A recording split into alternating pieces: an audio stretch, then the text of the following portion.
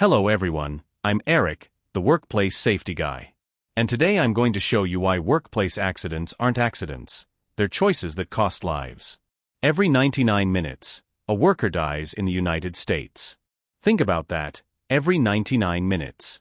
This isn't just a cold statistic, it's a life extinguished, a family shattered, a future stolen. And the most shocking part is that this happens even though there are clear rules, strict laws, and an entire federal agency dedicated to ensuring our safety. So tell me honestly, why the hell does this still happen? Why in the 21st century, with all the technology and knowledge we possess, do we still lose lives in such brutal and in most cases preventable ways? And what if I told you it's not a lack of regulations, it's not a lack of laws, it's not a lack of oversight. It's something much, much worse. It's an inconvenient truth that's right under our noses, but most people prefer to ignore. In the United States, we have one of the most robust and comprehensive occupational safety and health legislations in the world. I'm talking about the Occupational Safety and Health Administration, the famous OSHA. This agency is no joke. It was created to protect workers, to ensure that each of us can go home safely at the end of the day. OSHA sets the rules, enforces them, imposes massive fines that can reach hundreds of thousands of dollars per violation, and investigates every death, every serious accident, every incident that could have been prevented. They have an arsenal of regulations covering absolutely everything, from the correct use of a hard hat and gloves, to the most complex procedures in high-risk industries, such as petrochemicals, construction, and heavy manufacturing. They have standards for confined spaces, for working at heights, for handling hazardous chemicals, for machinery and equipment, for ergonomics. It's a gigantic, complex system and, in theory, foolproof. Even with all this legal and enforcement apparatus, thousands of people die every year. Thousands of families are destroyed by the loss of a father, a mother, a child. Thousands of lives are brutally cut short and, in most cases, completely preventable. This isn't a problem of lack of resources or legislation. It's not a problem of lack of technical knowledge. OSHA publishes guides, offers training, disseminates statistics. The knowledge is there, accessible. In other words, the problem isn't a lack of rules. It's not a lack of enforcement. It's not a lack of technical knowledge. The problem is what no one wants to admit. It's the inconvenient truth that's right under our noses, but most people prefer to ignore. It's a flaw that goes far beyond bureaucracy, nestled in culture, attitudes, and daily decisions. In this video, I'm going to show you the raw, unvarnished truth behind workplace accidents. I'm going to reveal what OSHA itself, based on decades of investigations, on millions of dollars spent on research and analysis, truly points to as the deepest and most disturbing causes of these incidents. I'm not going to give you the sanitized version, the politically correct version. I'm going to give you the truth that technical reports often hide behind jargon. And most importantly, I'm going to explain why this might be happening much closer to you than you imagine. Whether it's at your job, a friend's job, a family member's job, or even at home, in situations you don't even realize are dangerous. I'm going to show you how the mindset that leads to a serious accident on a construction site is the same one that can put you at risk in your daily routine. Get ready, because what you're about to hear might change your perception of safety forever. It might make you see the risks that were once invisible and give you the tools to protect yourself and those you love. I knew a guy. Let's call him John. John was an experienced worker, a veteran at the factory. He'd been there for over 20 years, knew every bolt, every gear of that pressing machine like the back of his hand. He was the kind of professional you'd trust with your eyes closed, the guy everyone went to when something went wrong. Everything seemed under control. He was a master at what he did. But that day, he decided to make just a quick adjustment. The machine had a slight misalignment, nothing serious, but it was slowing down production. The pressure to deliver an urgent batch was immense. The supervisor was pushing, colleagues were anxious. He thought, oh, it'll be quick. I don't need to shut everything down, follow the full lockout/tagout, LOTO protocol that OSHA preaches so much. It's just a touch, a minimal adjustment with my hand, and production will be back to normal. He knew the rules. The factory had all the procedures posted on bulletin boards. He had gone through annual LOTO training. He knew he should shut down the machine, block the energy source, test to ensure it was de-energized, and only then intervene.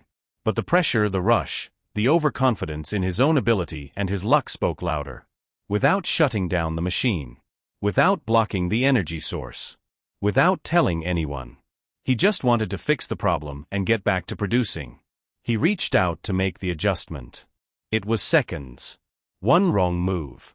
A minimal oversight. The machine, which he knew so well, which had been his work partner for decades, became an uncontrollable monster. The press moved. And he lost his hand. It wasn't a clean cut. It was a traumatic, crushing amputation.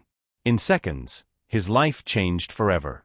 The pain, the shock, the blood. The scream that echoed through the factory. His life, his wife's, his children's, would never be the same. It wasn't a lack of knowledge. John knew the rules. It wasn't a lack of rules. The factory had all the procedures posted, and OSHA had approved them. It was a decision. A single decision, made in a moment of pressure and overconfidence, that cost him a part of his life and his ability to support his family in the same way. He wasn't a novice. He wasn't irresponsible. He was an experienced worker who, for an instant, underestimated the danger and overestimated his own invincibility. The Occupational Safety and Health Administration (OSHA) investigates thousands of accidents like John's. They analyze every detail, every report, every statistic. They have teams of engineers, industrial hygienists, doctors, and safety specialists who delve deep to understand what really happened. And do you know what they found? Do you know what truth emerges from this data, year after year, decade after decade? The overwhelming majority of accidents happen because basic rules, which already exist and are widely disseminated, are simply not followed. It's not that there are no rules. It's that they are ignored, circumvented, or underestimated. It's the famous shortcut culture, where haste and convenience override safety. OSHA even has a term for this in construction, one of the most dangerous sectors with the highest number of fatalities. They call it the Fatal Four. For causes that, alone, are responsible for more than half of all deaths in construction. For villains that relentlessly claim lives and that, for the most part, could be avoided with a simple application of existing regulations. Let's detail these Fatal Four. Falls. This is the leading cause of death in construction, accounting for about 36% of all fatalities. We're talking about falls from roofs, scaffolds, ladders, elevated platforms, floor openings. OSHA has strict standards for fall protection, guardrails, safety nets, personal fall arrest systems. But what happens in practice? Workers who don't use their safety harness because it gets in the way, scaffolds that are not properly erected, ladders that are not inspected or are used improperly. It's the decision to climb a roof without a lifeline, to work on an unstable platform, to not install a guardrail because it's too much work. It's underestimating the severity of a fall of just a few feet. A fall of just 6 feet can be fatal. Electrocutions, the second leading cause, accounting for about 8.5% of deaths. The invisible danger that kills in an instant. Contact with energized wires, inadequate wiring, lack of grounding, damaged electrical equipment, working near high-voltage lines without proper insulation or de-energization. OSHA requires specific personal protective equipment, PP for electricians, lockout/tagout procedures to de-energize circuits, and safe distances from power lines. But the rush to connect equipment, the negligence in inspecting a cable, the decision to rig something up in an improvised electrical installation, are the causes. It's the electrician who doesn't verify de-energization before touching a circuit, the worker who uses an electrical tool with a frayed cord. Struck by objects, being hit by falling objects, by vehicles, by moving machinery. This includes everything from a tool falling from a scaffold and hitting someone on the head, to a crane dropping a load, or a construction vehicle running over a worker. It accounts for about 5% of deaths. OSHA requires exclusion zones, adequate signage, hard hat use, inspection of lifting equipment, and training for machine operators. But the lack of signage, the absence of area isolation, the inattention of the operator or the worker on the ground, the overloading of a crane, are the real culprits. It's the worker who takes off their hard hat because it's hot, the forklift driver who doesn't honk when turning a corner, the supervisor who allows people to work under a suspended load. Caught in/between, being crushed between objects, by machinery, by trench collapses, by collapsing structures. This includes what happened to John, but also workers who are buried in trenches that were not properly shored, or who are crushed between a vehicle and a wall. About 2.5% of deaths. OSHA has strict standards for excavations and trenches, requiring shoring, sloping, or trench boxes. For machinery, it requires safety guards and again, the lockout/tagout procedure. But the decision to enter a trench without shoring because it's just for a minute, the removal of a machine guard to make the job easier, the failure to follow LOTO, are the causes. And the most shocking, the most infuriating part, is that OSHA itself states, many of these cases would be 100% preventable. It's not an act of fate. It's not bad luck. It's not an unpredictable event. It's a failure. A human failure, a systemic failure, or both. It's the direct consequence of a series of decisions and attitudes that ignore risk and devalue life. So if the rules exist, if OSHA enforces them rigorously, if we know exactly what kills and how to prevent it, why do they keep happening? Why does this silent carnage persist, year after year, on construction sites, in factories, in offices? The answer isn't in technical manuals, but in the complexity of human nature and organizational culture. Let's uncover the true reasons, the deeper layers that OSHA, in its investigations, consistently finds. Production pressure. This is one of the most insidious. We have to deliver. We can't stop. Do it now. This always faster mentality, time is money, that overrides safety without mercy. Managers who set unrealistic goals, supervisors who demand results at any cost, and workers who feel compelled to cut corners so as not to be seen as slow or unproductive. Economic pressure becomes an invisible force that pushes people into risk. Safety is seen as an obstacle, a delay, not as a fundamental prerequisite. Just do it anyway culture. Oh, we've always done it this way and nothing ever happened. The arrogance of experience that ignores imminent risk. It's the mindset that it won't happen to me, that I'm experienced enough to manage without following protocol. This culture takes root when leadership doesn't actively reinforce safety, when deviations are tolerated or even tacitly encouraged. When a worker sees an experienced colleague cutting a corner and suffering no consequences, they learn that it's acceptable. It's a vicious cycle of normalizing deviation. Superficial training, that safety training that's just to check a box, without real engagement, without showing the seriousness of the consequences. Many companies invest the bare minimum in training, just to meet OSHA's legal requirements. The training is monotonous, theoretical, out of context. Workers don't absorb the information, don't understand the real importance of each rule. It's a checklist filled out, but not a change in behavior. OSHA requires effective training, but effectiveness is difficult to measure and often neglected in favor of minimal compliance. Lack of resources and maintenance, old equipment, inadequate or damaged PPE, lack of correct tools for the task. Companies that cut costs on preventive maintenance, that buy the cheapest PPE that doesn't offer adequate protection, or that simply don't provide the necessary tools for the job to be done safely. OSHA enforces this, but often the problem is only discovered after an accident occurs. It's the failure to invest in safety as a value, not as an expense. The silence of those who see the risk, colleagues who see an error, an improper procedure, an imminent risk, but say nothing.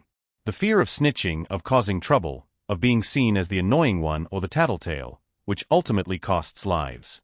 The lack of a speak-up culture about safety, where anyone can point out a risk without fear of retaliation. OSHA encourages workers to report unsafe conditions, but the reality on the factory floor is often different.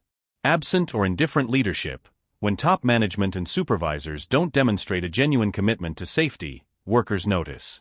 If safety is just talk on paper, but in practice other priorities take precedence, the message is clear: safety isn't really important. OSHA emphasizes that leadership is key to an effective safety culture. Without the example and commitment of leadership, any safety program is just a facade. The problem isn't technical. It's not just a matter of engineering, equipment, or procedure. The problem is human. It's our failure to value life above haste, profit, convenience. It's our failure to admit that we are vulnerable and that rules exist to protect us. It's the failure to build a culture where safety is a non-negotiable value, not just a legal obligation. After everything OSHA investigates, after all the deaths, all the injuries, all the shattered families, the conclusion is one. A conclusion that, if truly internalized by everyone, would radically change how we view work and life. Workplace accidents are not accidents. Think carefully about that phrase. It challenges the very etymology of the word. An accident suggests something fortuitous, unpredictable, inevitable. But the truth, revealed by every OSHA report, by every meticulous investigation, is that the vast majority of these events are anything but fortuitous. They are consequences. Consequences of decisions. Consequences of attitudes. Consequences of human and systemic failures. Consequences of a culture that prioritizes profit over life, haste over caution, convenience over safety. When a worker falls from an unprotected scaffold, it's not an accident. It's the consequence of not having used PPE, of the scaffold not having been inspected, of the company not having provided adequate equipment, or of the supervisor not having enforced it. When someone is electrocuted, it's not an accident. It's the consequence of a LOTO procedure not followed, of faulty equipment not repaired, of inadequate training. OSHA doesn't investigate accidents. It investigates incidents and their root causes. And almost always, the root cause is something that could have been foreseen and prevented. This is the turning point. It's the understanding that we have the power to change this scenario, because we are not dealing with the unpredictable, but with the manageable. Now, be honest with yourself. Not just at work, but in your life. How many times have you thought or heard someone say, in a situation involving some kind of risk, "Oh, it'll be quick, no need for all that. I've always done it this way and nothing ever happened.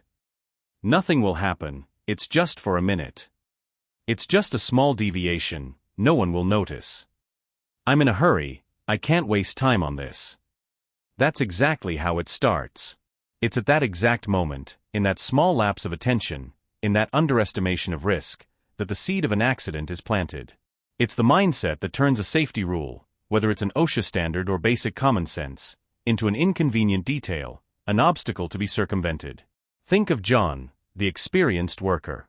He thought it'll be quick. He thought, I've always done it this way. He thought nothing will happen. And he lost his hand. Think of the driver who doesn't wear a seatbelt for a short trip. The cyclist who doesn't wear a helmet, because it's just around the corner. The parent who lets their child play near an unprotected outlet. The person who climbs on an unstable chair to change a light bulb. The mindset is the same. The underestimation of risk, the overestimation of one's own invincibility, the pursuit of immediate convenience at the expense of long-term safety. This is the truth OSHA shows us. Most accidents are not random events, but rather the predictable result of choices and behaviors.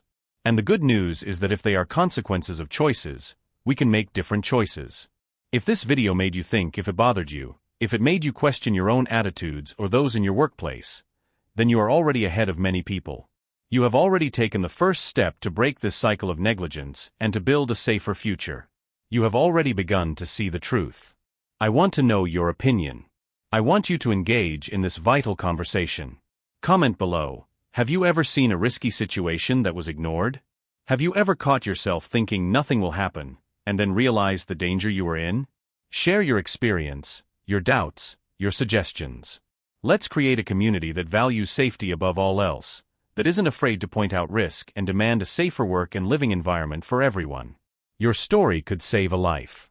And if you want to understand how to prevent these consequences from happening in practice, if you want to delve deeper into the strategies that OSHA and the top safety experts use to protect lives, if you want to become an agent of change in your company, in your home, in your community, I will bring more real content, more in-depth analyses, more practical tips here on the channel. So subscribe, hit the notification bell so you don't miss anything. Because information is your greatest tool for protection. Because safety is not a detail. It's not a cost. It's not an extra that can be cut when the budget gets tight. Safety is not an option. It's what decides who goes home at the end of the day. It's what decides who has a future to live, who can see their children grow up, who can achieve their dreams. It's what decides who lives. And that's a decision that rests in the hands of each and every one of us. Don't wait for an accident to happen to value safety. Make it your priority today.